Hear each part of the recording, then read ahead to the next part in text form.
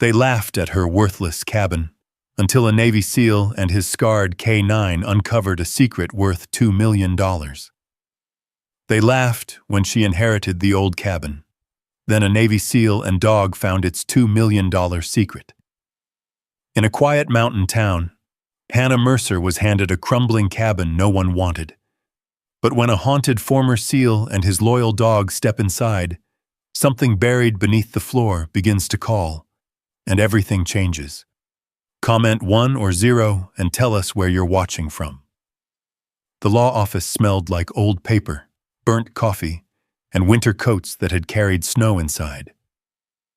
Outside, Blackstone Ridge sat under a pale sky, the mountains rising like silent witnesses beyond the town's narrow streets.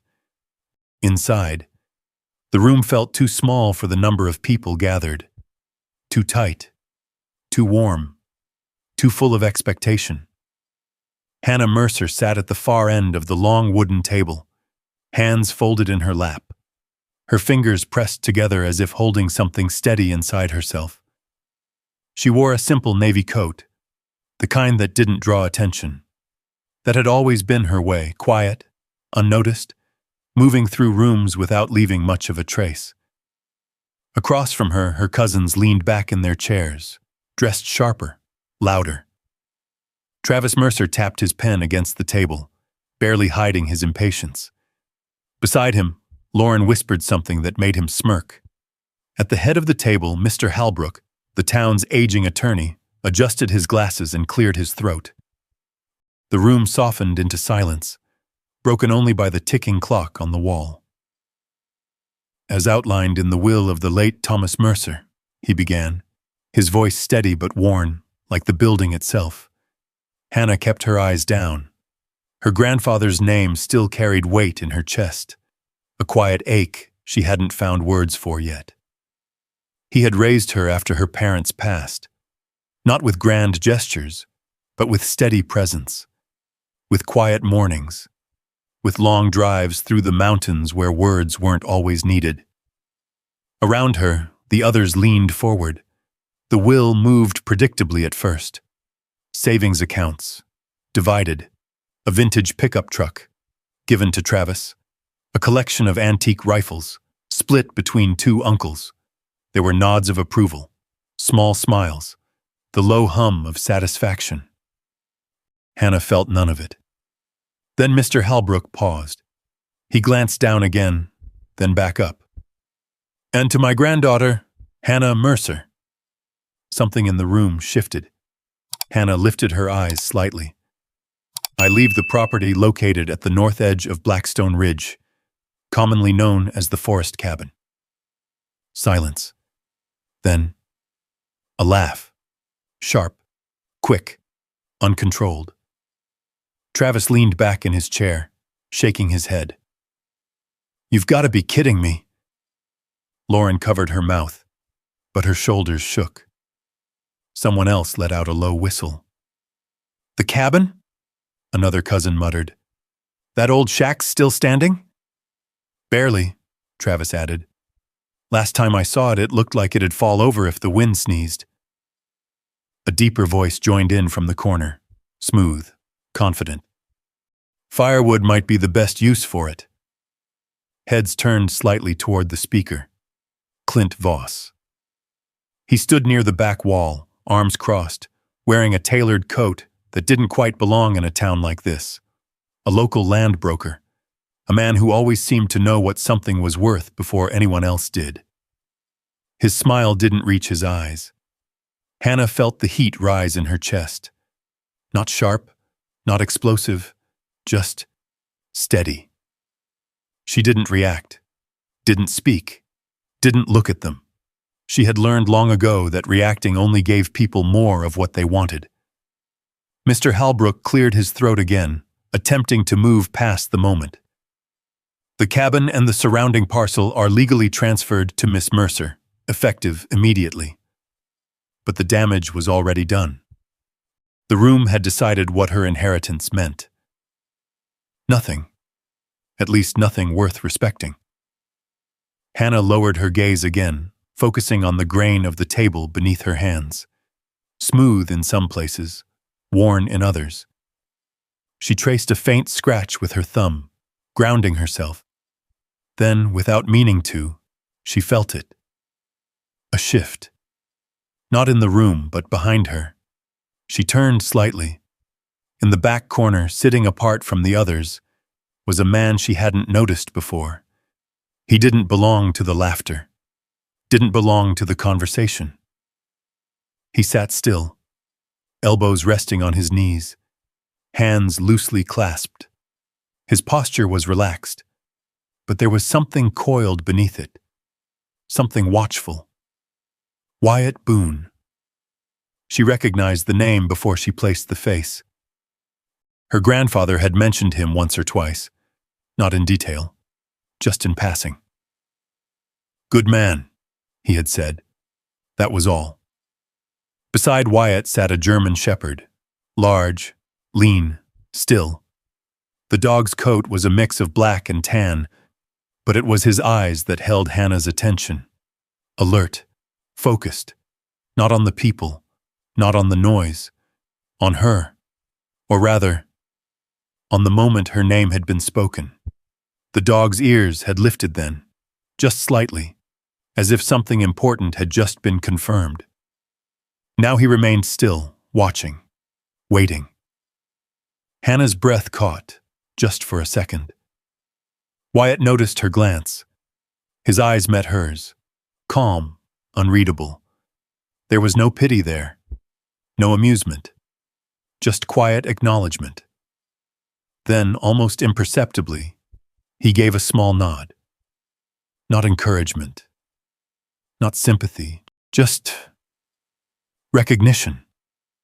As if to say, this isn't what they think it is. The moment passed quickly. Voices filled the room again as chairs scraped and people stood. The will was done. The important parts, at least. The others gathered their coats, already talking over one another. "Lunch at Marlowe's?" someone suggested. "Yeah, I'm starving." "Hey, Travis, you still got that truck now, right?" No one spoke to Hannah. No one asked about the cabin. She stood slowly, pulling her coat tighter around her. The air in the room felt heavier now, harder to breathe. As she moved toward the door, she passed Clint Voss. He stepped slightly into her path, just enough to make her stop. "You ever been out there?" he asked, voice low. Hannah met his gaze. "Once. Years ago." He smiled, but it was thin, calculated. "Place like that," he said, glancing toward the window where the mountains loomed in the distance. "Things don't just get left behind for no reason." There was something in his tone she couldn't quite place. Not curiosity, not concern. Interest. The kind that weighed and measured. "I'm not looking to sell," Hannah said quietly.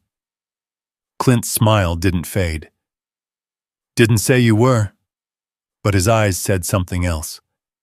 Then he stepped aside. Outside, the cold hit her immediately. Sharp mountain air. Clean. Honest. She stood on the sidewalk, letting it fill her lungs. Cars pulled away one by one. Laughter drifted out of open windows. The world moved on quickly, like nothing of importance had happened. Hannah looked toward the mountains. Somewhere beyond those ridges was the cabin. The place no one wanted. The place they had laughed about. Behind her, the door creaked open again. She didn't turn. Boots stepped onto the wooden porch. Heavy. Measured. A pause, then. "You shouldn't listen to them." Wyatt's voice, low, steady. Hannah turned. He stood a few feet away now, Mako at his side. Up close, she could see the lines in his face, the kind that didn't come from age alone. His eyes moved constantly, scanning without seeming to. Mako stood still, but closer now. His presence filled the space without effort. "They don't know what he was doing out there," Wyatt continued. Hannah frowned slightly. My grandfather? Wyatt nodded once. Hannah searched his face. And you do? A brief silence. Wind moved through the trees at the edge of town, carrying the faint scent of pine. Wyatt exhaled slowly. I know enough to say this. He glanced toward the mountains, then back to her. That place wasn't left to you by accident. Mako shifted slightly, his gaze flicking toward the distant ridge.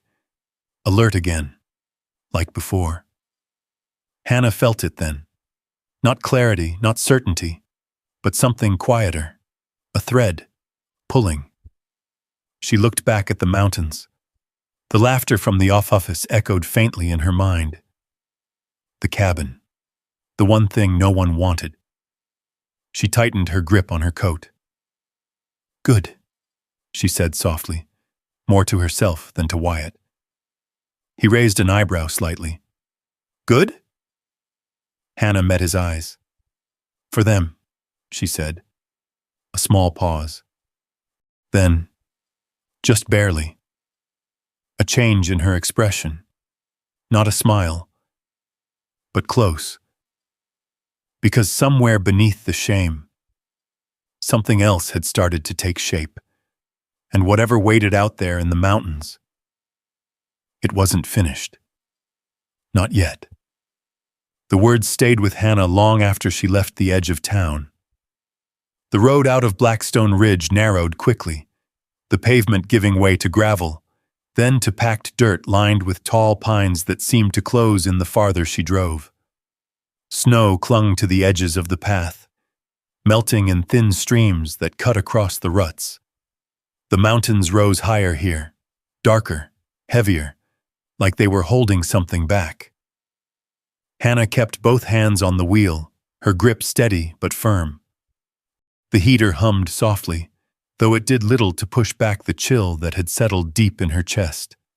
She hadn't been to the cabin in years, not since she was a child.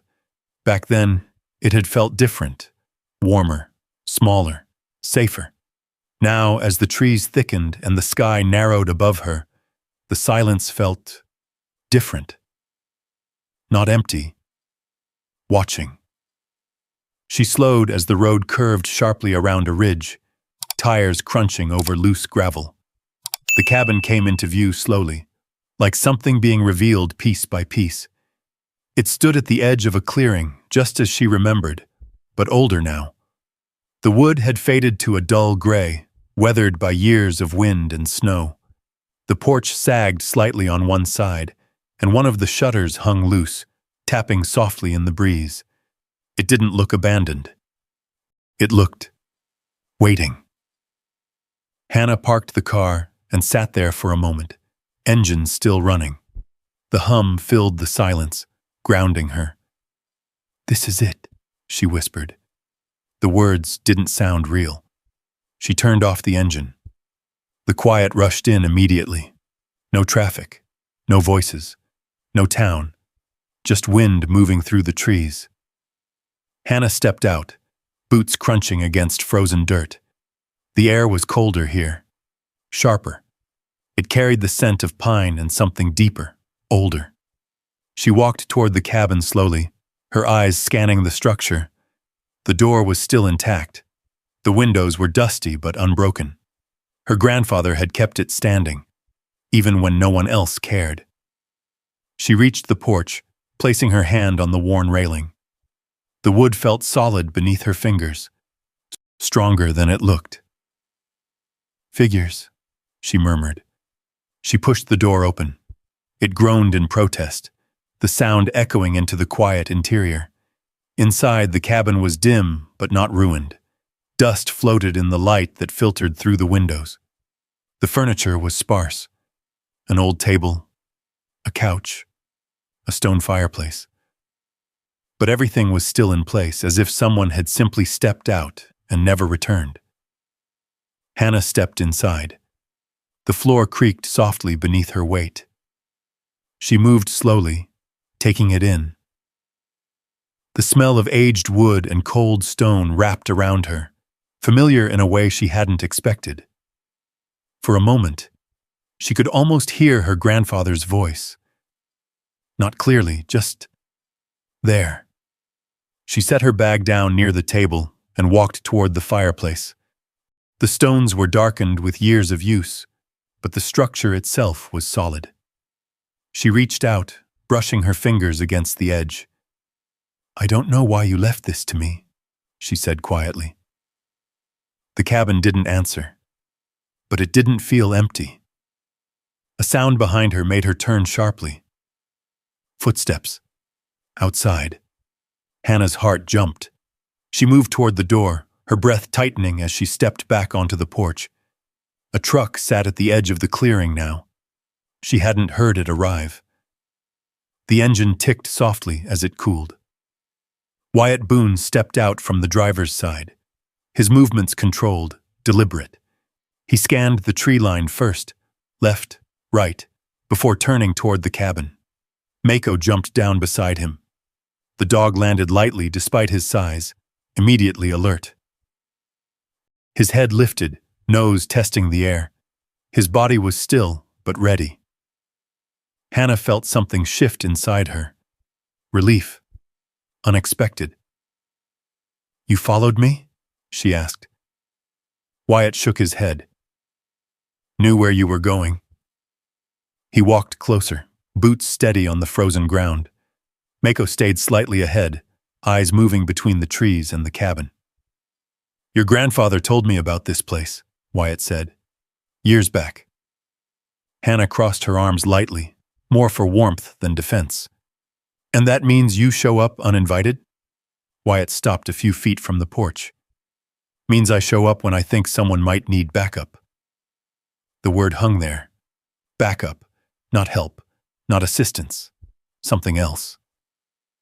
Hannah studied him. Up close, she could see the tension in him more clearly.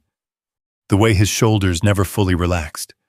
The way his eyes never stayed still for long. A branch snapped somewhere in the woods. Wyatt's head turned instantly toward the sound. Mako reacted before he did. Body shifting, stance lowering slightly, gaze locked into the trees. Then, nothing. Just wind. Wyatt exhaled slowly, but the tension didn't leave him. Hannah noticed. "You expecting something?" she asked. Wyatt looked back at her. Always. It wasn't a joke. She hesitated, then stepped aside slightly. "You coming in or staying out there?" Wyatt glanced past her into the cabin, then shook his head. "Not yet." Hannah frowned. "Why not?" He didn't answer immediately. Instead, he stepped closer to the porch, crouching slightly near the entrance. His hand brushed light against the wooden frame, not touching, just hovering. Mako moved beside him, nose low, sniffing along the edge of the doorway. The dog paused. His ears lifted. His body went still. Hannah felt it again. That shift. "What is it?" she asked. Wyatt stood slowly, eyes narrowing just slightly. "Nothing I can prove yet." Mako let out a low, quiet breath, almost a rumble, but didn't bark. Wyatt rested a hand briefly on the dog's head, grounding. Hannah noticed the way Mako leaned into it, not like a pet, like an anchor. "You okay?" she asked, the question slipping out before she could stop it. Wyatt blinked, as if pulled back from somewhere else. "Yeah," he said, but it wasn't convincing. For a second, his gaze drifted past her, through her, into something she couldn't see. Then Mako nudged his leg, harder this time. Wyatt inhaled sharply, focused again. "Yeah," he repeated, steadier. Hannah didn't press. Instead, she stepped fully aside. "You can come in." Wyatt hesitated, then nodded once. He stepped onto the porch, each movement careful, deliberate. Mako entered first, crossing the threshold with quiet confidence. The dog stopped just inside, and then... He turned, slowly. His gaze moved across the room, the table, the walls, the windows. Then, the floor, near the center of the cabin. He froze. Hannah noticed. Wyatt did too. "What is it, boy?" Wyatt murmured. Mako didn't move, didn't bark, just stared. Hannah followed his gaze. The floorboards looked no different than the rest. Old, worn, slightly uneven. But something about the way Mako watched them. It wasn't curiosity. It was recognition. Wyatt stepped forward slowly, his eyes now fixed on the same spot. The cabin seemed to grow quieter. Even the wind outside felt distant now. Hannah felt her pulse pick up. "What are you seeing?" she whispered. Wyatt didn't answer right away. He crouched slightly, studying the wood. Then, "Not sure yet," he said. "But he is." Mako took one step forward, then stopped again, like he had reached a line he wasn't meant to cross. Hannah's breath caught. The laughter from the office felt very far away now, because standing there, in the quiet of that cabin, with a former SEAL who didn't trust silence, and a dog who clearly did, Hannah realized something. This place wasn't empty. It never had been, and whatever her grandfather had left behind, it had been waiting for someone to notice. Mako didn't look away from the floor. Not once. The cabin held its breath around them. Hannah stood near the doorway, arms wrapped around herself, watching the dog with a growing sense of unease. The light outside had begun to fade, turning the windows into dull gray mirrors. Shadows stretched longer across the wooden planks, settling into the grooves worn by time. Wyatt moved slowly, circling just enough to change his angle. Mako's gaze tracked the same spot, always the same, the center of the room. "What is it, boy?" Wyatt asked again, quieter this time. Mako shifted his weight forward, lowering his head slightly. His nose hovered inches above the floor, but he didn't touch it, didn't scratch, didn't bark, just waited, like he was holding back. Hannah stepped closer, her boots creaking against the wood. "He's been doing that since he walked in." Wyatt nodded once. "Yeah." She looked at the floor. "You see something I don't?" Wyatt didn't answer right away. Instead, he crouched down slowly, lowering himself beside Mako. The movement was controlled, but there was tension in it, like every motion had to be deliberate. His hand hovered over the boards, then paused. His breathing changed. Shallow. Faster. Hannah noticed. "Wyatt?" He didn't respond. For a second. Just a second. His eyes weren't in the cabin anymore. They were somewhere else. Dark. Louder. The faint creak of the floor beneath his weight twisted into something sharper in his mind. Something metallic. Something dangerous. Mako reacted instantly. He turned from the floor and pressed his body firmly against Wyatt's side, nudging him hard with his head. Once. Then again. Wyatt blinked. Sharp. Like breaking through a surface. He inhaled deeply, dragging air into his lungs as if he had forgotten how. "I'm good," he muttered, more to himself than anyone else. Mako stayed close, leaning into him until Wyatt's breathing steadied. Hannah watched, her expression softening. "You weren't," she said quietly. Wyatt didn't deny it. Instead, he gave Mako a brief, firm scratch behind the ear. "Thanks," he murmured to the dog. Mako's tail gave a single, slow movement. Then, he turned back to the floor, right back to the same spot.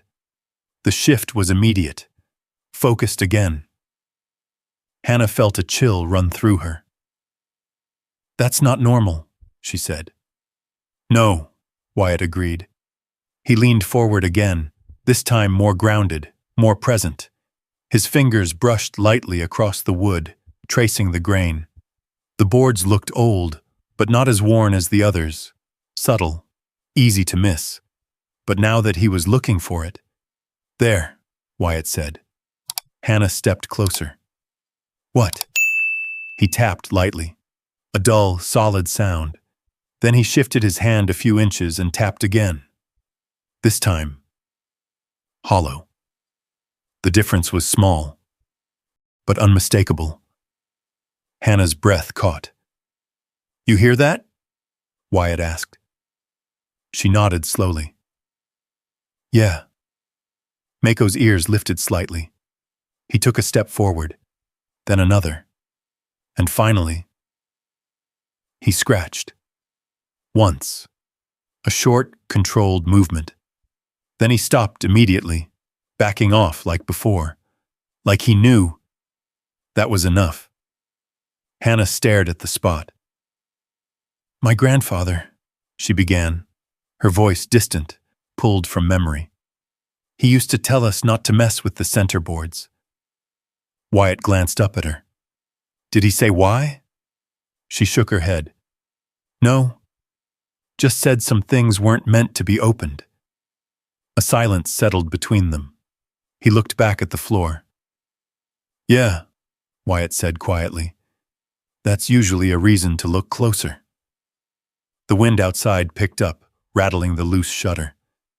The sound echoed through the cabin, sharper now that the sun had dipped below the ridge. Darkness crept in faster than expected. Hannah wrapped her arms tighter around herself. "We should probably get a fire going." Wyatt nodded. "Do that." He didn't move from the spot. Hannah hesitated for a moment, then turned toward the fireplace.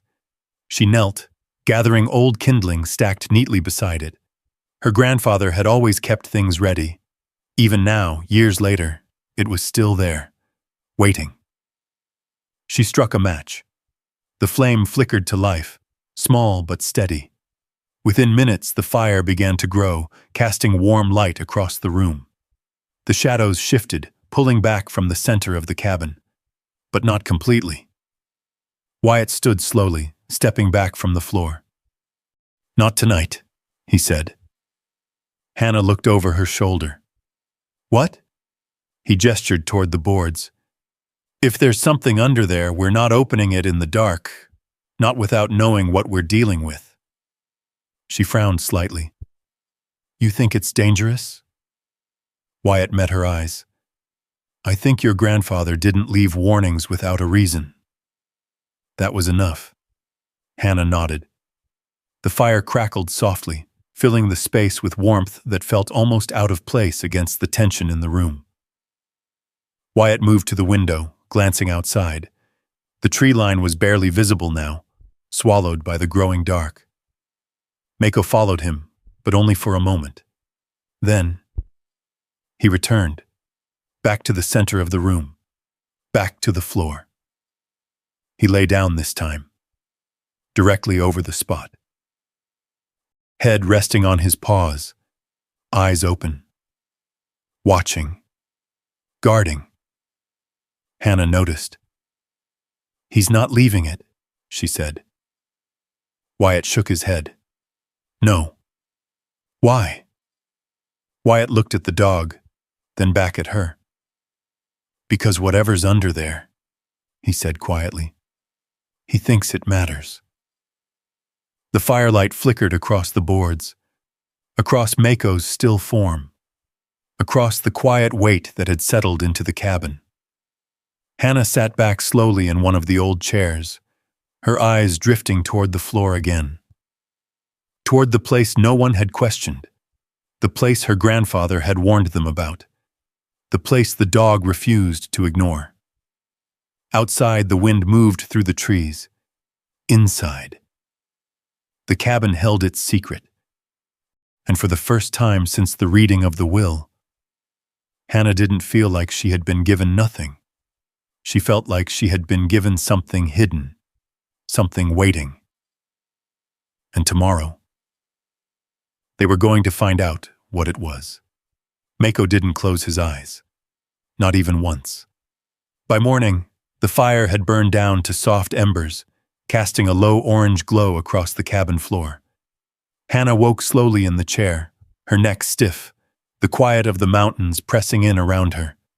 For a moment, she didn't remember where she was. Then she saw him. Mako. Still in the same spot. Still facing the same boards. Still watching. Wyatt was already awake. He stood near the window, a steaming tin mug in his hand, eyes scanning the tree line beyond the clearing. He hadn't moved much either. It showed in the tightness of his shoulders, in the way his weight shifted from one foot to the other, never fully at rest. "Did he sleep at all?" Hannah asked, her voice rough. Wyatt didn't turn. "Not really." Hannah looked back at Mako. The dog's ears twitched slightly at the sound of her voice, but his focus didn't break. "That normal?" she asked. Wyatt finally glanced over. "Not unless he thinks something's wrong." A quiet settled between them again. Hannah stood, stretching carefully, then pulled her coat tighter around herself. The cold had crept back in overnight. "I need coffee," she muttered. Wyatt gave a small nod. "Town's about 15 minutes back down the road." She hesitated, glancing once more at the floor.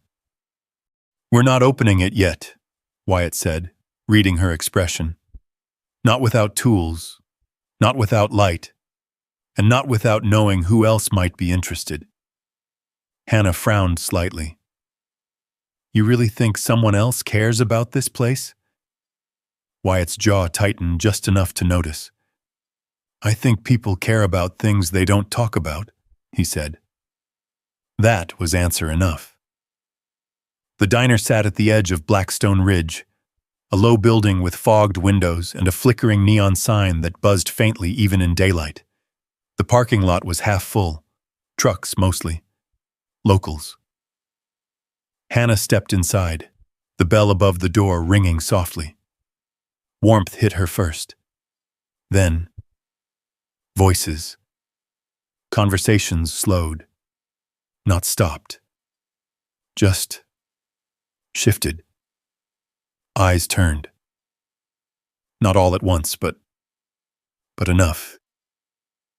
Hannah felt it immediately. That quiet recognition. That curiosity. She moved to the counter, sitting on one of the stools near the window. The vinyl creaked beneath her. "Coffee?" the waitress asked. Hannah nodded. "Please." The woman poured without asking anything else, but her eyes lingered just a second longer than necessary. Hannah wrapped her hands around the mug, letting the heat seep into her fingers. Behind her, voices carried, low, but not low enough. "That's her, right? The Mercer girl?" "Yeah, the one who got the cabin." A pause, then, "Didn't think anyone would actually go out there." Another voice. "Voss was asking about that place yesterday." Hannah's grip tightened slightly around the mug. She didn't turn, didn't react, but she listened. "He's been circling that land for years," someone else said. "Never could get the old man to sell." Figures. A chair scraped behind her. Boots moved closer. Hannah didn't have to turn to know who it was. Clint Voss slid onto the stool beside her like he had been invited. "Morning," he said smoothly. Hannah kept her eyes on her coffee. "You've got a habit of showing up unannounced." Clint smiled. "Small town. Hard not to." He signaled for a coffee of his own, then leaned his elbows casually on the counter. "So," he continued, "you made it out there." Hannah took a sip before answering. "I did." "And?" She glanced at him now. "And what?" Clint shrugged lightly. "Just curious how a place like that holds up." There was something in the way he said it.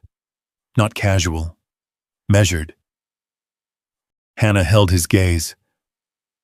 "Better than people think." Clint's smile didn't change. "Funny," he said. "That's exactly what your grandfather used to say." That caught her off guard. You knew him? Everybody knew him, Clint replied, some better than others. His coffee arrived. He took it black. I'll save you some trouble, he added after a moment. If you're thinking about fixing the place up, it's not worth it. Hannah didn't respond. Clint took a slow sip. But I'm a reasonable man. I'd be willing to take it off your hands. There it was. Not interested, Hannah said.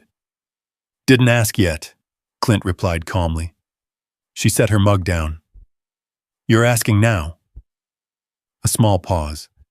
Then Clint nodded once. Fair enough. He reached into his coat pocket and pulled out a folded piece of paper, sliding it across the counter toward her. Hannah didn't touch it. What is it? She asked.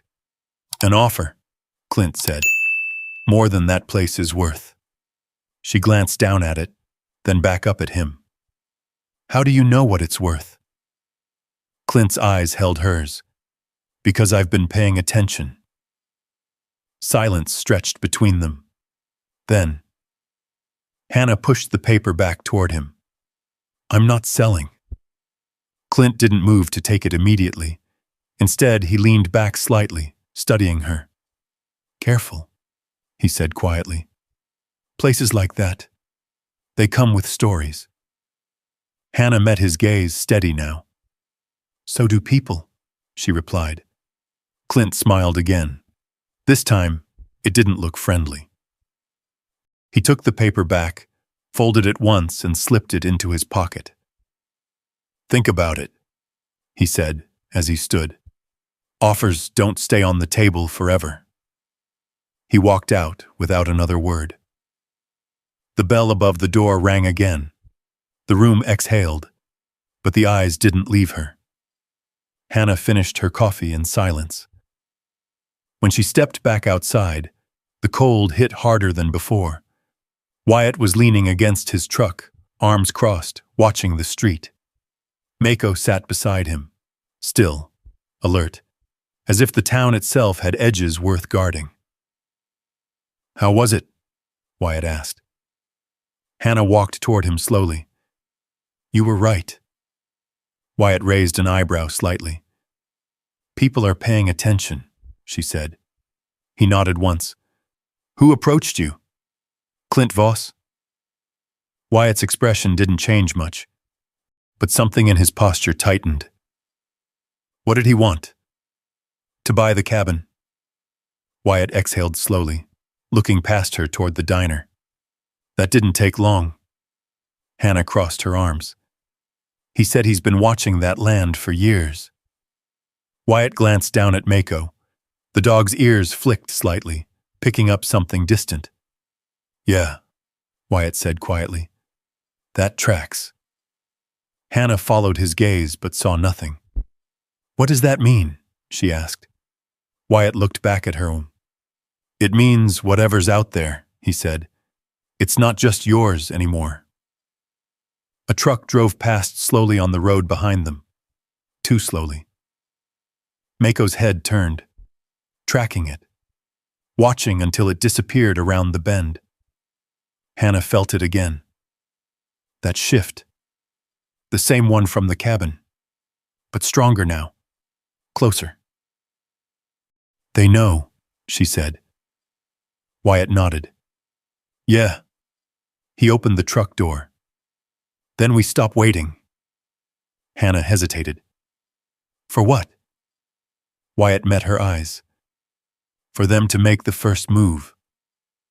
Mako stood immediately ready. The mountains loomed in the distance. Quiet, unmoving, but no longer empty.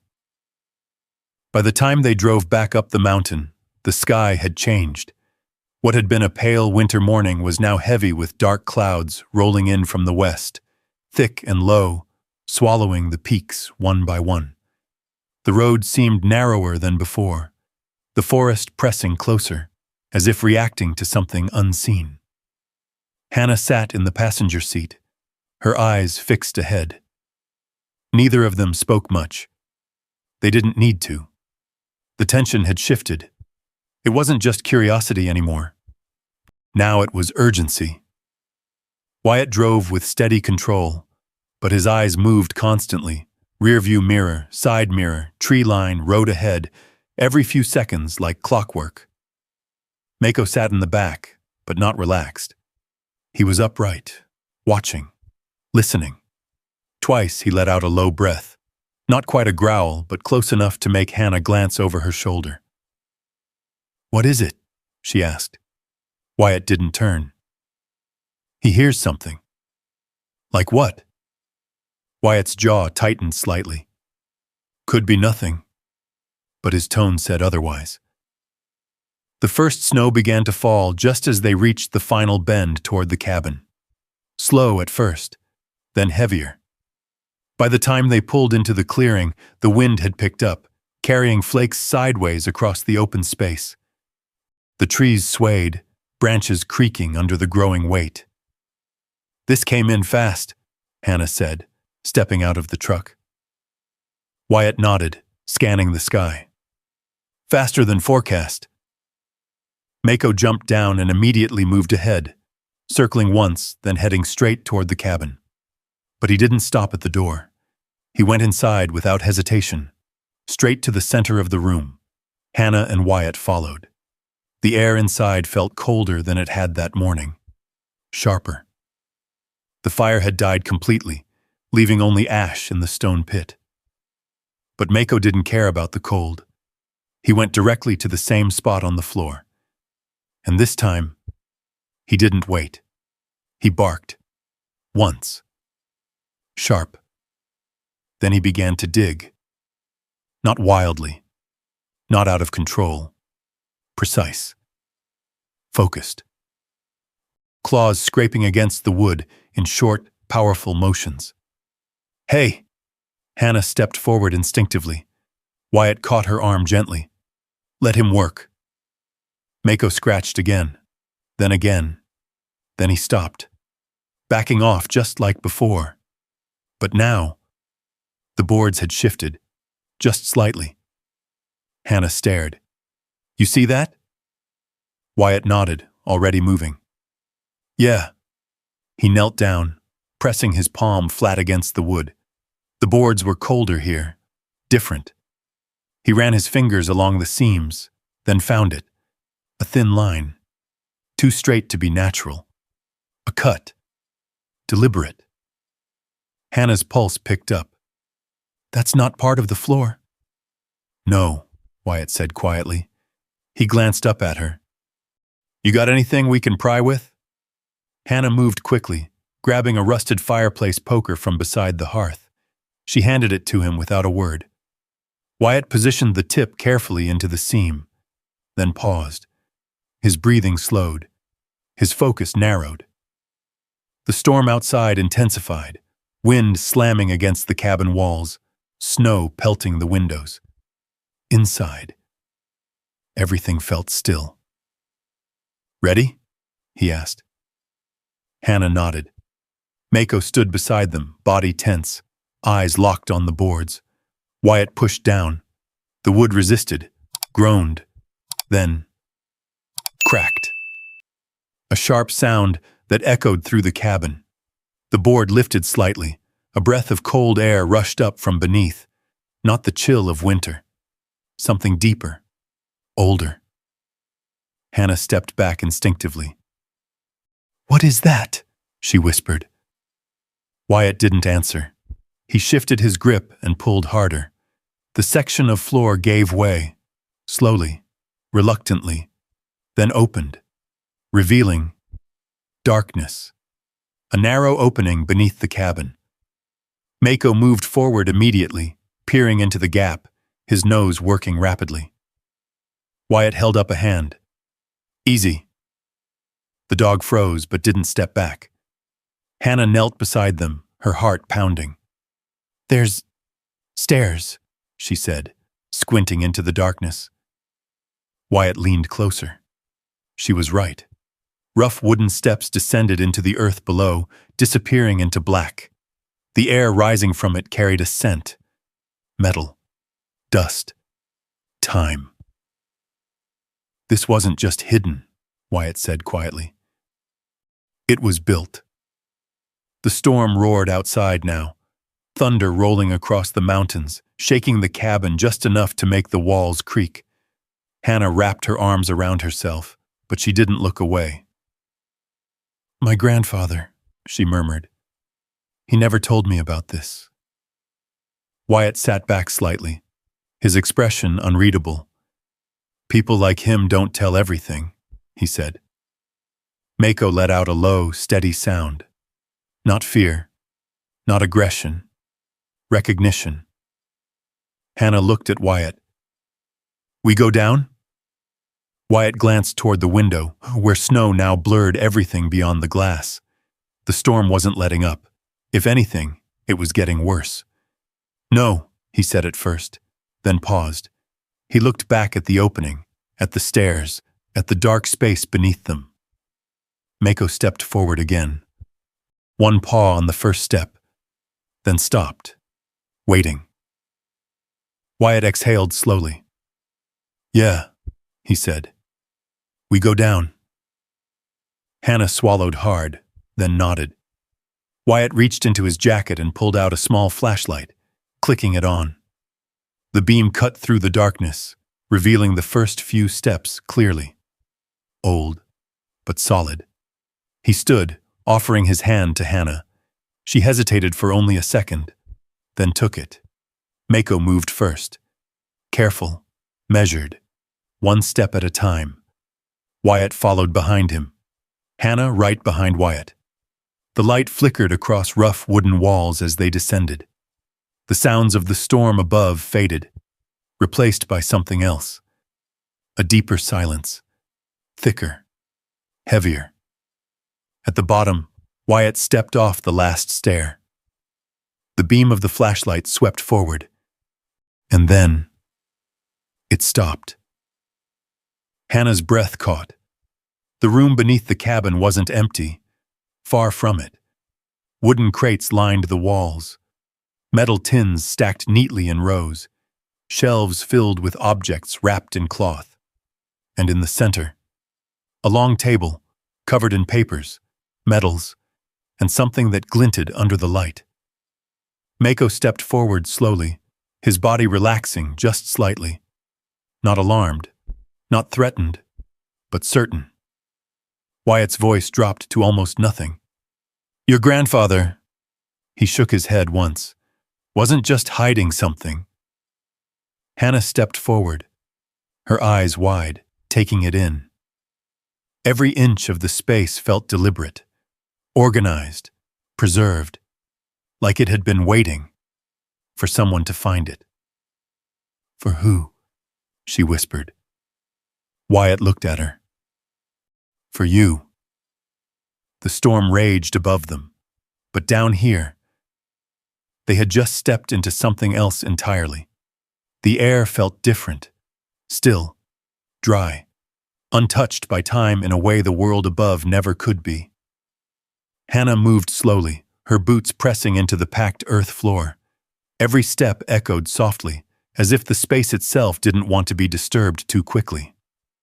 Wyatt swept the flashlight beam across the room again, slower this time. Intentional. The crates were stacked with care, not thrown together, not forgotten.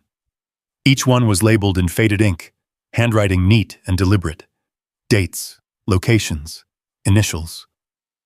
Mako moved ahead of them, nose low, inspecting each corner with quiet precision. But unlike before, there was no tension in him now, no warning, only recognition.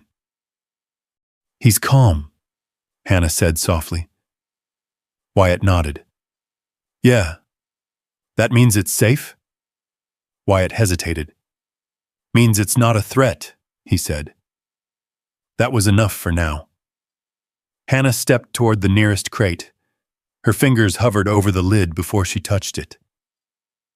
Dust didn't rise. There wasn't any. Everything here had been sealed, preserved, protected. She lifted the lid slowly. Inside, rows of small velvet cases. She opened one. A medal, heavy, cold, detailed beyond anything she expected. The engraving caught the light, reflecting it back in sharp lines. Hannah's breath caught. These are real. Wyatt stepped closer, lowering the beam of light. His expression changed the moment he saw it. Not surprise. Recognition. Yeah, he said quietly. They are. He reached out, not touching, just hovering his hand above it. This isn't random, he added. Hannah looked up. What do you mean? Wyatt shifted slightly, scanning the crate more closely. These aren't collected for value, he said. They're organized for meaning. Hannah frowned, moving to the next case. Another medal, different, older, then another, each one labeled, each one accounted for. She moved to a stack of documents on the table in the center of the room, carefully bound, tied with twine. Her fingers trembled slightly as she untied the first bundle. Inside. Papers, letters, records. The ink had faded slightly, but the writing remained clear. Names, dates, locations, short notes written in the margins. She read one aloud, barely above a whisper. Private First Class Daniel Reeves, 1944. Never returned. Her voice caught. She swallowed and turned the page. Another name. Another story. Another life. Wyatt stepped back slightly, his breathing shifting again. Not panicked, but heavier now. The room pressed in on him, different from before. Not danger. Memory. His eyes lingered on one of the crates. Then another. He moved toward them slowly, carefully, like approaching something sacred. Mako followed immediately, staying close to his side. Wyatt crouched, opening a smaller crate near the wall. Inside. Old currency, foreign bills, military-issued notes. Each one placed flat, separated, labeled. He picked one up gently, holding it between his fingers. I've seen this before, he said. Hannah looked over. Where? Wyatt didn't answer right away. His gaze drifted. Not lost this time. Focused. Training, he said finally. Old briefings. Units that moved things like this. Supplies. Records. Compensation. He looked around the room again. This wasn't a collection. Hannah stood slowly. Then what is it? Wyatt met her eyes. It's an archive. The word settled into the space. Heavy. Real. Hannah turned slowly, taking in the shelves, the crates, the table, everything. This is all from him? She asked. Wyatt shook his head slightly. Not just him. He stepped toward another crate, opening it. Inside. Photographs. Black and white. Faded but intact. Groups of soldiers, men standing shoulder to shoulder. Some smiling, some not. He lifted one carefully. There's too many different units here, he said. Different eras. Different wars. Hannah's chest tightened. So how? Your grandfather, Wyatt interrupted gently, was part of something bigger. The storm above them rumbled again, faint now through the layers of earth, but down here, it felt distant, like it belonged to another world. Hannah stepped closer to the table, her eyes landing on a thick ledger resting at the center. Leather-bound, worn but intact. She placed her hand on it. Warmth spread through her fingers. Not physical. Something else. She opened it slowly. The pages turned with a soft, steady sound. Inside. More names. More entries, each one written in the same careful hand, catalogued, recorded, remembered. Hannah's eyes moved across the page. "This is everything," she whispered. Wyatt nodded once. "Yeah." She looked up at him. "Why hide it?" Wyatt didn't hesitate this time. "Because not everything is meant to be taken," he said. The words settled into her, deep. She looked back at the ledger, at the names, at the stories, at the lives preserved beneath the floor of a cabin no one wanted. Her chest tightened, not from fear, not from pressure, from something else. Responsibility. Mako moved closer to her now, sitting quietly at her side. Not guarding, not warning, just there, present. Hannah reached down, resting her hand gently on his head.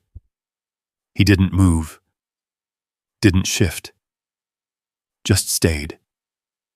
Wyatt watched the moment, then looked back at the room. "This place, Mercer," quietly, "was built to keep something safe." Hannah nodded slowly. "Not money," she said. Wyatt glanced at her. "No." She closed the ledger carefully. "People." Silence filled the space again, but it wasn't heavy anymore. It was full. Above them, the storm continued. But down here, they weren't chasing a secret anymore. They were standing inside a legacy. And for the first time, Hannah understood. The cabin hadn't been left to her because it was worthless. It had been left to her because it mattered. And now, so did she. The realization didn't come like a wave. It settled, slow, steady, unavoidable. Hannah stood in the center of the underground room, the ledger still resting in her hands. Around her, the quiet weight of decades pressed in, not heavy in a suffocating way, but grounding, anchoring. This wasn't just something she had found. It was something she had been given. Wyatt watched her for a moment, then stepped back toward the stairs, his instincts already shifting outward, from discovery to protection. "We can't sit on this," he said. Hannah looked up. "You mean tell someone?" Wyatt shook his head slightly. "I mean verify it." She frowned. "Verify what?" Wyatt gestured around the room. "All of it." He stepped closer again, lowering his voice. "Because if even half of what's here is what I think it is, this isn't just important." He paused. "It's valuable." The word landed differently now. Not exciting, not tempting, dangerous. Hannah tightened her grip on the ledger. "How valuable?" Wyatt held her gaze for a second. "Enough that people don't laugh anymore," he said. Silence followed. Then, "We need someone who understands this," he added. Hannah nodded slowly. "Who?" Wyatt reached into his jacket, pulling out his phone. The signal flickered weakly, but it held. "There's a guy in Cheyenne," he said. "Elliot Crane, military historian, appraiser. He's worked with collections like this before." Hannah hesitated. "You trust him?" Wyatt didn't answer immediately. Then, "I trust that he respects what this is," he said. That was enough. The storm had passed by the time Elliot Crane arrived 2 days later, but the snow it left behind blanketed the entire ridge in white silence. His truck crawled up the final stretch of road, tires crunching carefully over ice. He stepped out slowly, adjusting his coat, his breath visible in the cold air. Elliot Crane was older, mid-60s maybe, but sharp. Wire-rim glasses, careful movements, the kind of man who didn't rush anything. He paused at the edge of the clearing, taking in the cabin. Then, he nodded. Figures, he muttered. Wyatt met him outside. Still standing, Elliot said. Wyatt gave a small nod. Barely. Elliot glanced past him. You weren't exaggerating on the phone? Wyatt's expression didn't change. No. Elliot studied him for a second longer. Then, all right, he said. Let's see it. Inside the cabin, Hannah stood near the table, the ledger open again, her hands steady but her heartbeat not. Mako sat at her side, watchful as always. Elliot entered slowly, removing his gloves, his eyes scanning the room, not casually, but with intent. He noticed everything. The boards, the fireplace, the placement of objects. Then his gaze landed on the open section of floor. He stopped. Is that what I think it is? He asked. Wyatt nodded. Go take a look. Elliot didn't hesitate. He moved toward the opening, crouched slightly, and disappeared down the stairs. The silence that followed stretched. Hannah exhaled slowly. How long do you think? She didn't finish, because from below, a sound. Not loud, not dramatic, just a quiet, stunned breath. Wyatt closed his eyes briefly. Yeah, he muttered. A few minutes passed, then 10, then more. Hannah paced once, then stopped herself. Mako didn't move. Wyatt didn't speak. Finally, footsteps. Elliot reappeared at the top of the stairs, but he wasn't the same. Not quite. The calm precision he had carried in was still there, but now layered with something else. Disbelief. He stepped into the room slowly, removing his glasses and wiping them with careful hands. Well, he said, then stopped, then tried again. Well? Hannah stepped forward. What is it? Elliot looked at her. Really looked. Your grandfather, he said slowly, was either the most meticulous private archivist I've ever seen. He glanced back toward the opening. Or he was part of something very intentional. Hannah swallowed. And the collection? Elliot let out a quiet breath. Extraordinary. Wyatt crossed his arms. Define that. Elliot hesitated, then walked to the table, opening the ledger again, flipping through pages with practiced care. These aren't just items, he said. They're documented, verified, cross-referenced. He looked up. That alone changes everything. Hannah's voice was barely above a whisper. How much? Elliot paused. The room seemed to tighten around the question. He removed his glasses again, took a breath. If I had to estimate conservatively, another pause. Just the documented assets alone, coins, bonds, authenticated memorabilia. He met her eyes. You're looking at $2 million. Silence. Absolute. Total. Hannah blinked. Once, twice. That's not... She shook her head slightly. That's not possible. Elliot nodded slowly. It is. Wyatt didn't react outwardly, but his jaw tightened.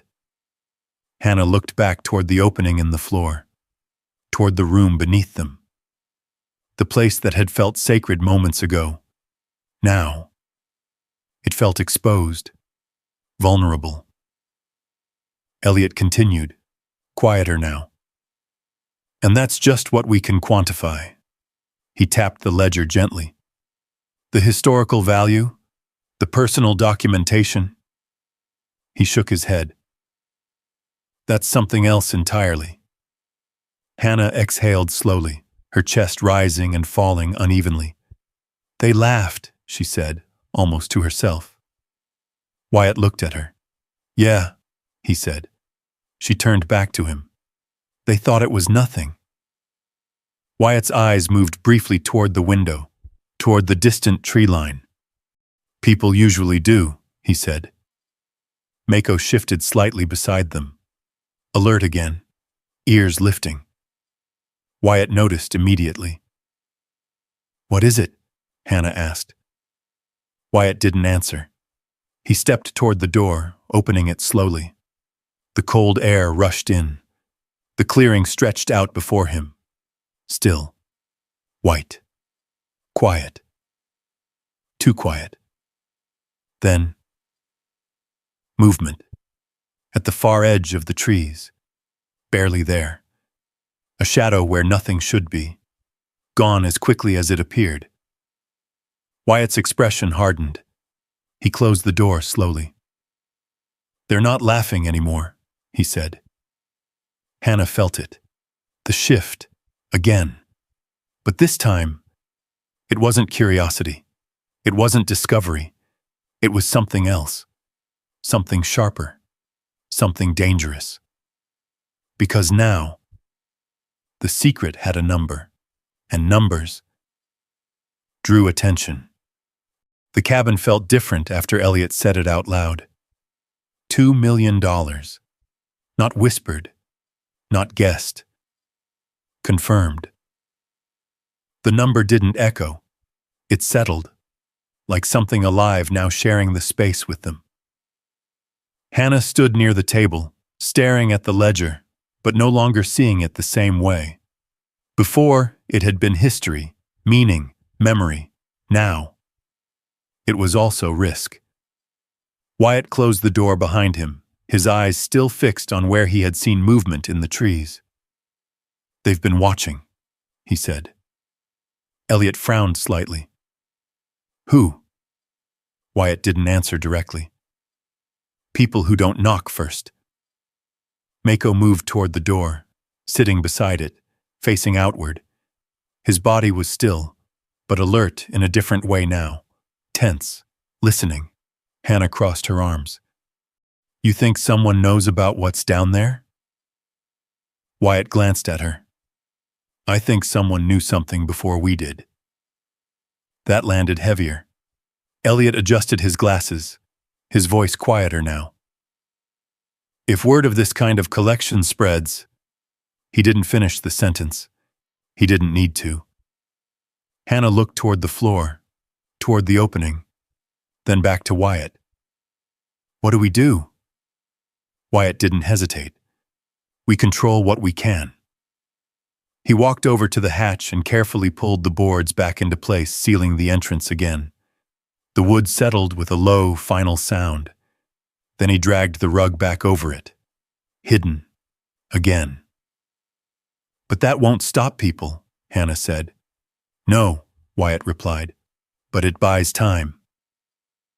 The next morning came too quietly. No wind, no falling snow. Just a thick, frozen stillness that pressed against the cabin like something waiting. Hannah stepped outside first. Her breath caught immediately. "Wyatt!" He was already moving. Boots hitting the porch before she finished the word. Moko was faster.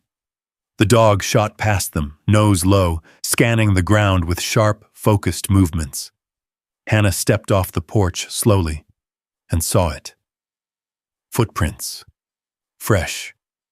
Pressed deep into the snow, circling the cabin. Not just passing by. Watching. Stopping. Starting again. Wyatt crouched, his hand hovering over one of the prints. "Not ours," Hannah said. Wyatt shook his head. "No." Mako followed the trail outward, his body tightening as he moved farther from the cabin. His tail was still, his ears forward, every part of him focused. He stopped near the tree line, stared, then let out a low, warning growl. Wyatt stood immediately. "That's far enough," he called. Mako didn't move at first, then slowly backed away, returning to Wyatt's side. Hannah wrapped her arms around herself. They were here last night. Wyatt nodded. Yeah. She looked at the tracks again. How long? Wyatt scanned the ground. Couple hours, maybe more.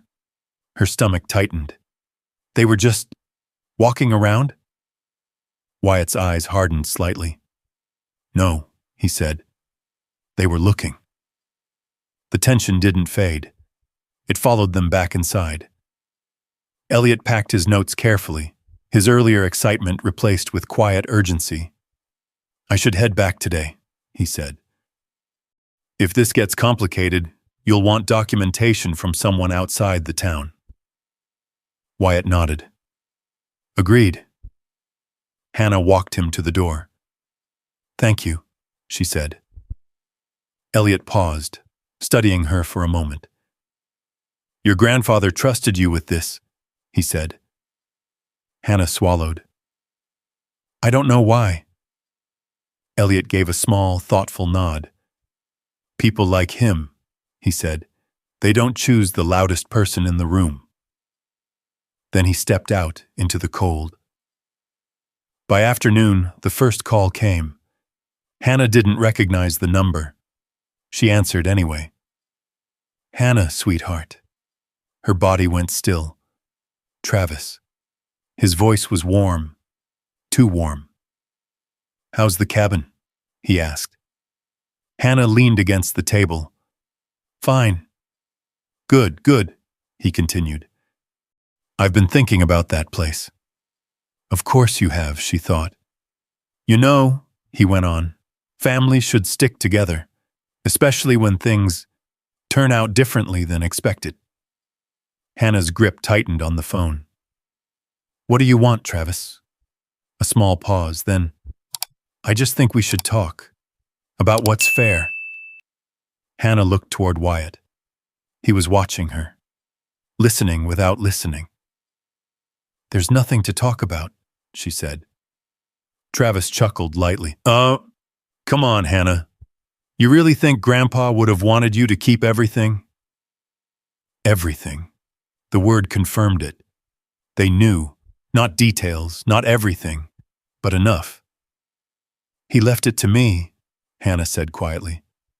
And we're family, Travis replied. The warmth was gone now, replaced by something sharper. Think about it, he added. I'll be in town tomorrow. The line went dead. Hannah lowered the phone slowly. They know, she said.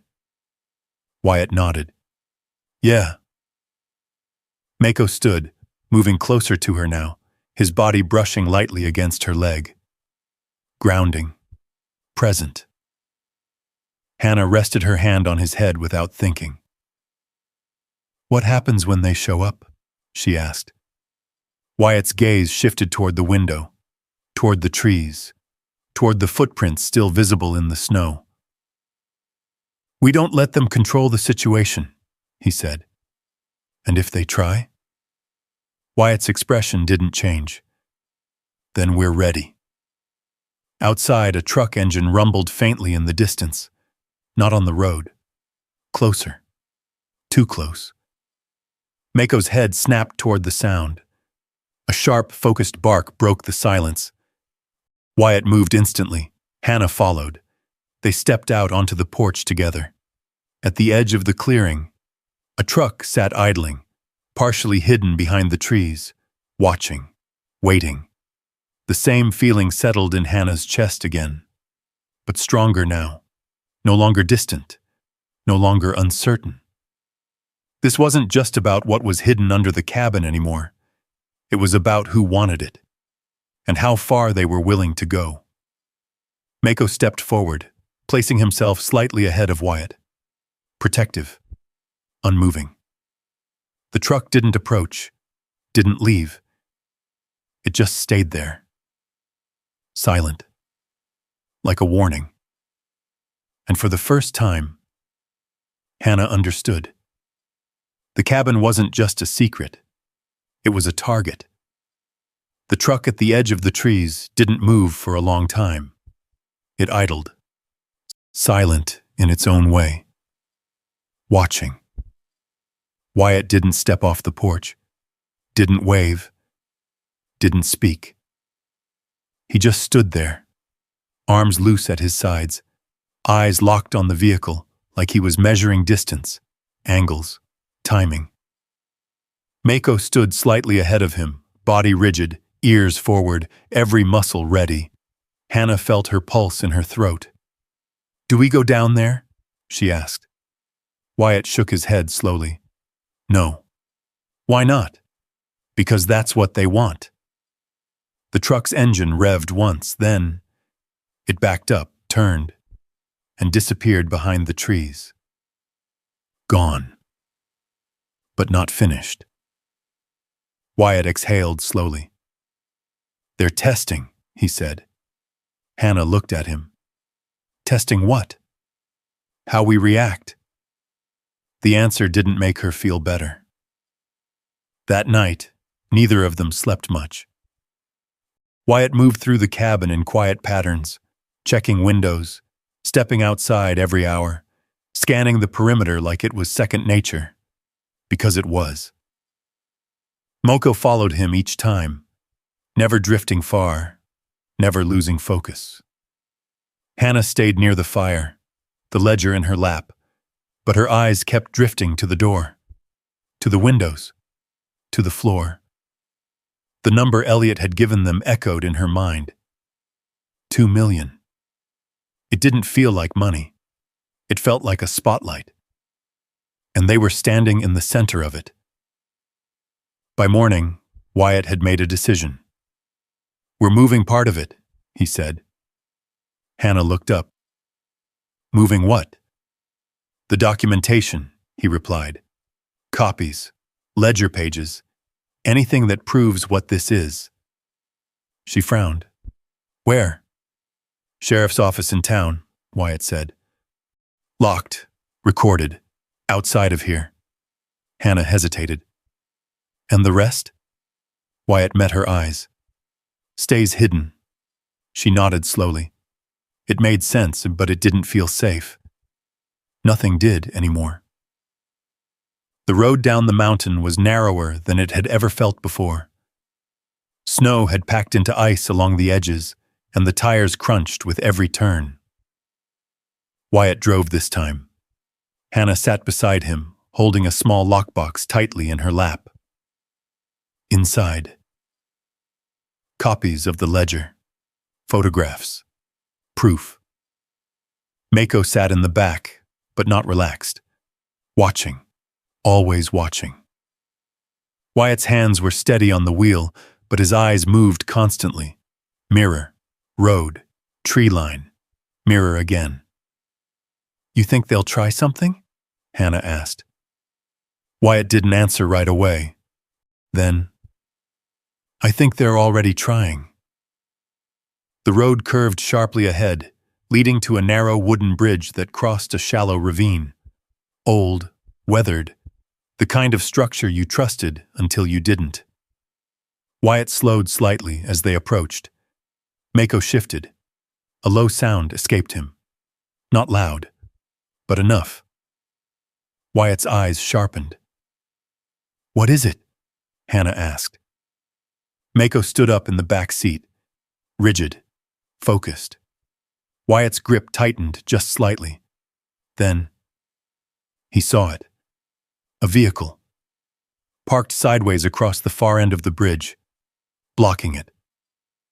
Hannah's breath caught. "Wyatt, I see it." He slowed the truck to a stop. The engine idled. The silence stretched. Then, a door opened. One man stepped out. Then another. Both wearing heavy coats, faces partially covered. Not locals, not friendly. Wyatt's voice dropped. "Stay in the truck." "What?"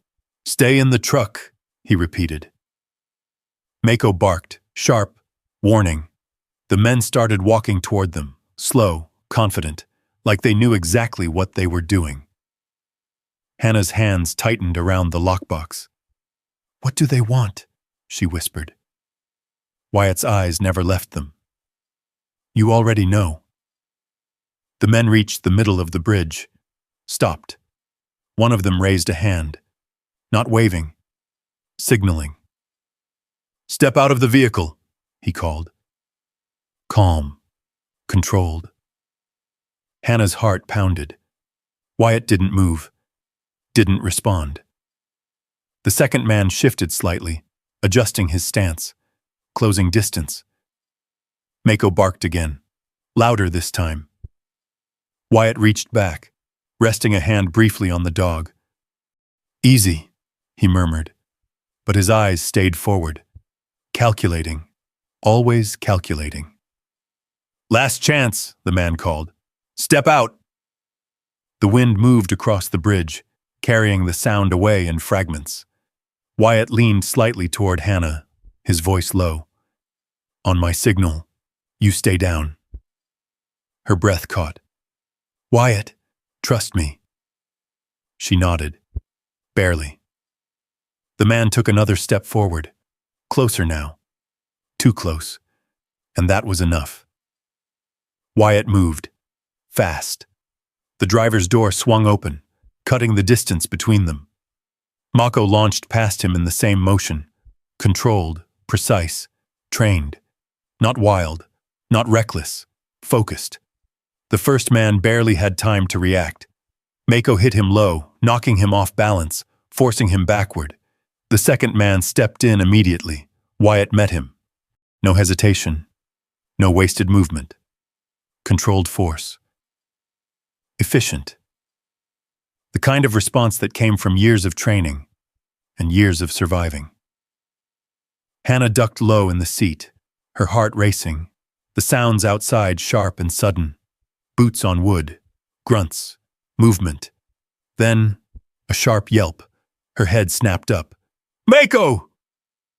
The dog staggered slightly, then regained his footing, placing himself between Wyatt and the second man again. Protective, unwavering. Wyatt's eyes changed. Something colder, more focused. He stepped forward again, and this time, the men backed off, not retreating fully, but enough. Enough to break the moment. Enough to rethink. "Not worth it," one muttered. They moved back toward their vehicle. Fast now. No more confidence. Just exit. Within seconds, they were gone. The bridge was empty again. Silent. Hannah pushed the door open, stepping out quickly. "Mako!" The dog stood still, breathing heavy but steady. A small line of blood marked his side. Not deep, but enough. Hannah dropped to her knees beside him. "Oh my God!" Mako leaned into her slightly. Alive, strong, still there. Wyatt approached, his breathing controlled again, but his eyes still sharp. "He's okay," he said. Hannah looked up at him. "They tried to take it." Wyatt nodded. "Yeah." She stood slowly, the weight of it settling in. "They knew exactly what we were doing." Wyatt glanced down the road, then back toward the mountains. "They're not guessing anymore," he said. Hannah tightened her grip on the lockbox. "Then we don't wait anymore." Wyatt met her eyes. For the first time, there was no hesitation in hers, no uncertainty, just resolve. Mako stepped forward, placing himself between them and the empty road ahead, still protecting, still ready. The bridge creaked softly beneath their feet, and somewhere beyond the trees. The next move was already coming. The drive back from the bridge was quiet. Too quiet. Snow crunched beneath the tires, the same as before, but now every sound felt sharper, closer. The mountains didn't feel distant anymore. They felt like walls closing in. Hannah kept one hand on Mako as he lay stretched across the back seat. His breathing was steady, but slower than usual. The small wound along his side had been cleaned and wrapped at the local veterinary clinic in town. But the memory of that moment, the sound he made when he was hit, still echoed in her chest. "You're okay," she whispered, more to herself than to him. Mako's ear twitched. Alive. Present. Wyatt drove without speaking, his focus absolute. But Hannah noticed the tension in him had shifted again. Not fear, not uncertainty. Control. Cold. Precise. The kind that came when something inside him had decided, enough. By the time they reached the cabin, the sky had already begun to darken. Wyatt stepped out first, scanning the clearing like before. But this time, there was no hesitation, no pause. He moved with purpose, checking the perimeter, the tree line, the tracks in the snow. Everything. Mako followed more slowly, but still alert, still focused. Hannah stood on the porch, watching them. "This is different," she said. Wyatt glanced back at her. "Yeah," he replied. "What changed?" Wyatt stepped closer, his voice lower now. "They escalated." Hannah nodded. "So do we." The words surprised her, but they felt right. Inside, the cabin felt tighter, smaller, not physically, but in the way tension filled the space. Wyatt closed the door behind them and locked it, then checked the windows, then checked them again. Hannah set the lockbox on the table, her hands steady now. "What's next?" she asked. Wyatt looked at her. "We stop reacting." She frowned. Meaning we figure out exactly what we're protecting," he said. Hannah gestured toward the floor. "We already know." Wyatt shook his head. "No," he said. "We know part of it."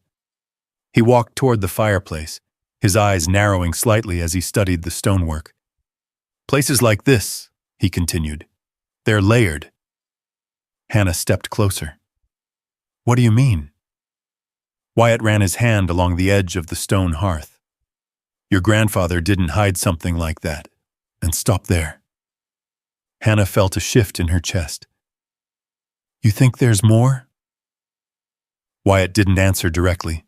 Instead, he crouched slightly, his fingers pressing against one of the stones. Then another, testing, listening. Mako moved closer again, watching Wyatt this time, his focus shifting from the floor to the wall. "You see something?" Hannah asked. Wyatt tapped lightly against the stone. Solid. Then again, different. A duller sound. Hannah leaned in. "That one?" Wyatt nodded. "Help me." Together they pushed against the stone. At first, nothing. Then, a faint shift, a grinding sound. Slow, hidden. The stone gave way just enough to reveal a narrow gap behind it. Hannah's breath caught. "You were right," she whispered.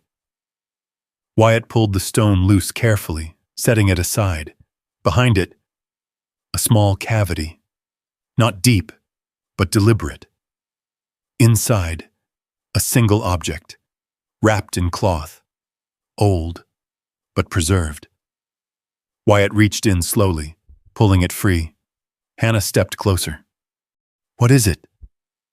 Wyatt unwrapped it carefully, layer by layer, until a letter, folded, worn, but intact. Hannah's chest tightened. "That's his handwriting," she said. Wyatt handed it to her. "Then you should read it." Her fingers trembled slightly as she unfolded the paper. The ink had faded, but the words were still clear. She took a breath, then began. "If you've found this," she read softly, "then you've already found what matters most." Her voice steadied as she continued. "This was never about money, never about value the way the world defines it." Hannah swallowed. Wyatt watched her closely. "It was about keeping something safe," she read. "Stories, Names. Lives that were never meant to be forgotten. Her eyes moved faster now. "I chose you because you listen," she whispered. The words hit harder than anything else. Wyatt looked down slightly. Mako shifted closer. Hannah continued. "There will be people who come for this. Not because they understand it, but because they see what they can take." Her voice tightened. "You will not stop them by force alone." A pause. Then, "You will stop them by knowing what this truly is." Hannah lowered the paper slightly, her eyes scanning the final lines. "You are not the owner of this place," she read. "You are its keeper." Silence filled the cabin. Deep, unmoving. Hannah lowered the letter completely. Her hands were steady now, not from calm, but from clarity. Wyatt spoke first. "He knew." Hannah nodded. "Yeah." Mako rested his head lightly against her leg. Grounding, present. She looked down at him. "He chose us," she said. Wyatt met her eyes. "He chose you," he corrected. Hannah shook her head slowly. "No," she said. Her voice was different now, stronger. "Not anymore." Outside, the wind picked up again, brushing against the walls of the cabin. But inside, something had changed. Not fear, not pressure. Purpose. Because this was no longer about what they had found. It was about what they had been trusted with, and what they were willing to protect. Hannah folded the letter carefully, placing it back in the cloth. "We're not selling," she said. Wyatt didn't react. He didn't need to. "And we're not running," she added. Wyatt nodded once. "Good." Mako lifted his head slightly, his ears catching something faint in the distance. A sound. Far off, but coming closer. Wyatt turned toward the door. His expression hardened again. "They're coming back," he said. Hannah didn't look afraid. Not this time. She looked ready. The sound carried through the trees first. Low, distant, then closer. An engine. More than one. Wyatt didn't waste a second. "Lights off," he said. Hannah moved immediately, crossing the room and cutting the main lamp. The cabin dimmed, leaving only the faint glow from the fireplace embers. Mako stood, fully alert now, his body tightening despite the bandage along his side. The injury slowed him, but it didn't stop him. It never would. Wyatt moved with quiet efficiency. He checked the windows again, pulling the curtains just enough to break the view from outside without sealing them completely. Then he turned to Hannah. "Stay inside. Stay low. No matter what happens." Hannah shook her head. "I'm not hiding." Wyatt held her gaze. "This isn't about hiding," he said. "It's about control." The words landed. She nodded once. Understood. Outside. Headlights broke through the trees. 2 vehicles this time. They didn't stop at the edge of the clearing.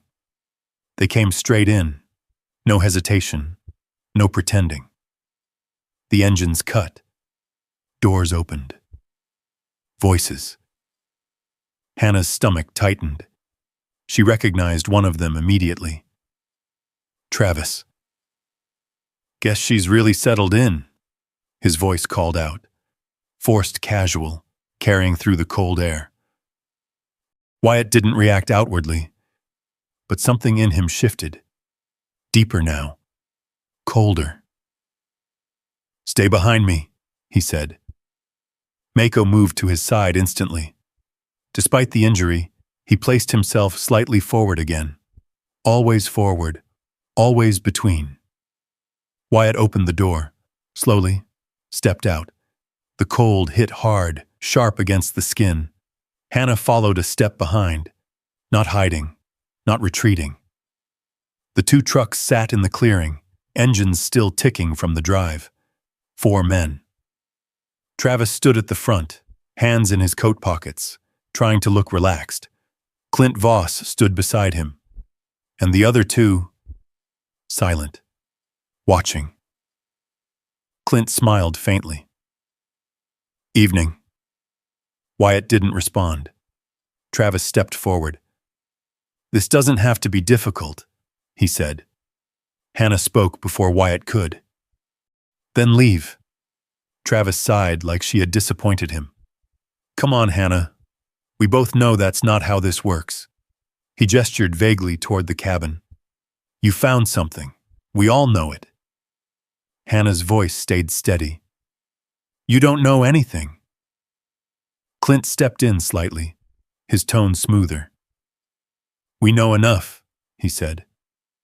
Mako let out a low growl. Clint's eyes flicked toward the dog. "Careful," he added. "Wouldn't want things to get out of hand." Wyatt took one step forward. Small, controlled, but enough. "They already are," he said. Silence followed. The air tightened. Travis looked between them, his patience thinning. "Look," he said, dropping the friendly tone completely. "We're not asking. We're offering a solution." "No," Hannah said. Clear. Final. Travis's jaw tightened. Clint's smile faded. "You don't understand what you're holding," Clint said quietly. Hannah met his eyes. "I understand exactly what it is." Clint took a slow breath. "Then you understand why you can't keep it." Wyatt shifted slightly. Mako mirrored him. The two silent men behind Clint adjusted their stance. Closer now. The line had been crossed. Travis took another step forward. "Last chance," he said. Wyatt's voice cut through the cold. "Turn around." Not loud, not aggressive, certain. The kind of certainty that didn't need to be repeated. For a moment, no one moved. Then, one of the men behind Clint stepped forward. Wrong move. Mako reacted instantly. A sharp bark, then motion. Fast. Precise. He didn't attack wildly. He intercepted. Positioning himself between Wyatt and the advancing man, forcing him to stop. The man hesitated. Just enough. Wyatt stepped in. Controlled. Direct. The momentum shifted. Not chaos, not panic. Control. Travis stepped back slightly, surprised. Clint didn't. He watched. Calculating. Always calculating. The second man moved again. Faster this time. Mako adjusted, but the injury slowed him just enough. A misstep, a stumble. Hannah's breath caught. "Mako!" The dog recovered instantly, placing himself back in position, but the moment had cost him. Wyatt saw it, and something inside him locked into place.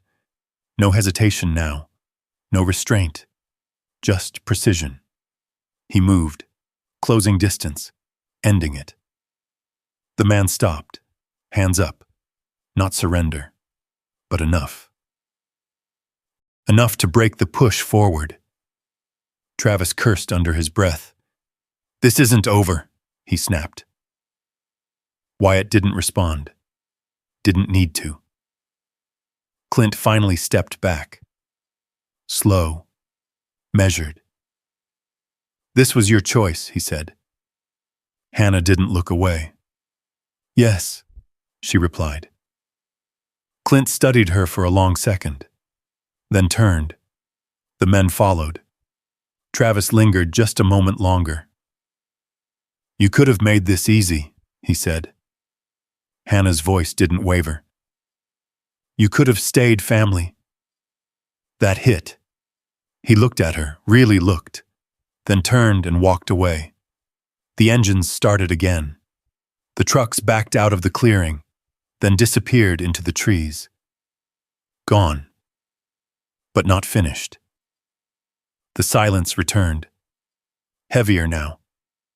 Wyatt exhaled slowly. Mako stepped back toward him, leaning slightly against his leg. Wyatt rested a hand on his head. "You did good," he murmured. Hannah stepped closer, her hand gently brushing along Mako's side. "You okay?" she whispered. The dog looked up at her, steady, loyal, unshaken. The cabin stood behind them. The forest stretched out ahead, and the line had been drawn. Clear, unavoidable. This wasn't about inheritance anymore. It wasn't about money. It was about what they were willing to stand for, and they had made their answer known. The mountains felt different in the days that followed. Quieter. Not because the world had changed, but because something inside the cabin had. Snow began to melt slowly along the ridge, dripping from the edges of the roof in steady rhythms. The forest softened. The sharp lines of winter gave way to movement again, branches swaying, water running, the land breathing. And the cabin. It no longer felt like a place waiting to be discovered. It felt claimed, not owned, protected. Hannah stood on the porch one morning, a warm mug in her hands, watching the sunlight stretch across the clearing. The same space that had once felt distant and uncertain now felt grounded, familiar. Behind her, the door creaked softly as Wyatt stepped out. He moved quieter now, not because the tension was gone, but because it had settled into something manageable, something understood. Mako followed at his side, slower than before, the bandage gone but the scar still fresh beneath his coat. He walked with a slight stiffness, but his eyes remained sharp, his posture steady, still watching, still guarding, always. "How's he doing?" Hannah asked. Wyatt glanced down at the dog, then back out toward the trees. "Better," he said. "He'll carry it, but he'll be fine." Hannah nodded. She understood that kind of strength now. They stood in silence for a moment, the wind moving lightly through the clearing. "Town's quiet," Hannah said. Wyatt gave a small nod. For now. Clint hadn't come back. Neither had Travis, not in person.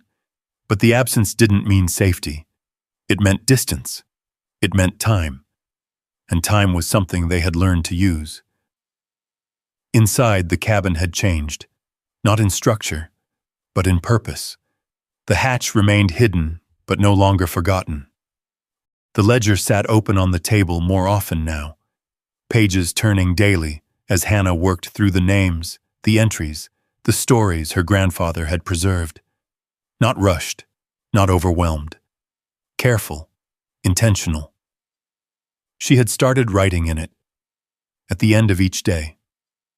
Small notes at first, then more. Continuing what had been left unfinished. Wyatt had made calls, quiet ones, people he trusted, archivists, historians, individuals who understood what something like this meant, not in dollars, but in memory. And slowly, carefully, a plan took shape. Not to sell, not to divide, to preserve. Weeks passed. The snow melted further. The road became easier to travel. And one afternoon, a single vehicle made its way up the path, not hidden, not watching, expected. A woman stepped out, carrying a folder, her posture professional but respectful. She paused at the edge of the clearing, took in the cabin, then approached slowly. Hannah met her on the porch. "Ms. Mercer?" the woman asked. Hannah nodded. "That's me." The woman extended her hand. "Rebecca Hale, Historical Society." Hannah shook it. "Thank you for coming," she said. Rebecca smiled faintly. "Thank you for trusting us enough to call." Wyatt stood just inside the doorway, watching. Mako sat beside him, still, evaluating. Rebecca noticed the dog, then Wyatt, and gave a small nod of acknowledgement. Respect, not assumption. Good. Inside, Hannah showed her the ledger first. Not the chamber. Not yet. Rebecca took her time, turning pages slowly. Reading. Understanding. When she finally looked up, her expression had changed. "This isn't just a collection," she said. Hannah nodded. "I know." Rebecca closed the ledger gently. "This could become something permanent," she said. "Something protected." Hannah glanced at Wyatt, then back at Rebecca.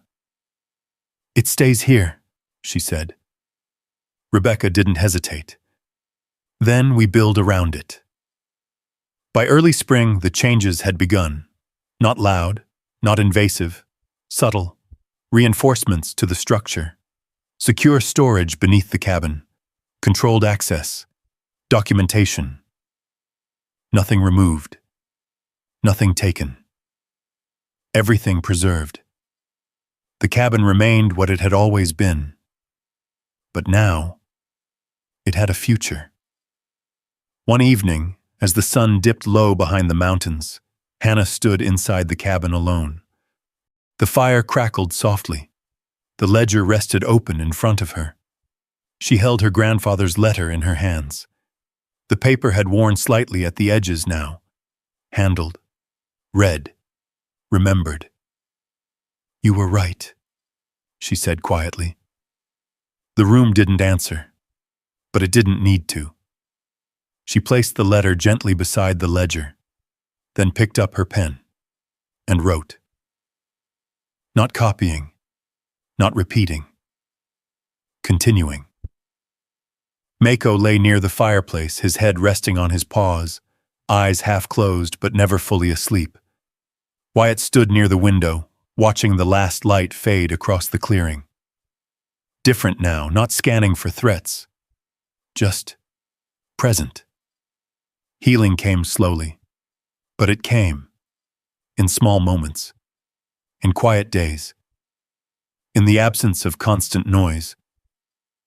Hannah finished writing and set the pen down. She looked around the cabin, at the walls, at the floor, at everything that had once been overlooked. They laughed, she said softly. Wyatt turned slightly. Yeah, he replied. She smiled, not bitter, not defensive, just certain. They didn't know, she said. Wyatt nodded. No, he agreed. They didn't. Hannah looked back at the ledger, at the names, at the stories, at the legacy she now carried. This was never about what was hidden, she said. Wyatt watched her. Then what was it about? He asked. Hannah met his eyes. Who was willing to see it? Silence followed. But it was different now. Full. Complete. Outside, the mountains stood as they always had. Unmoving. Enduring. But no longer distant. Because in a cabin once dismissed as worthless, something had been protected. Something had been chosen. And now, it would never be forgotten. If you believe some things are worth protecting no matter the cost, type yes in the comments. And if stories like this mean something to you, go ahead and subscribe. There's more real stories of grit, land, and standing your ground coming your way.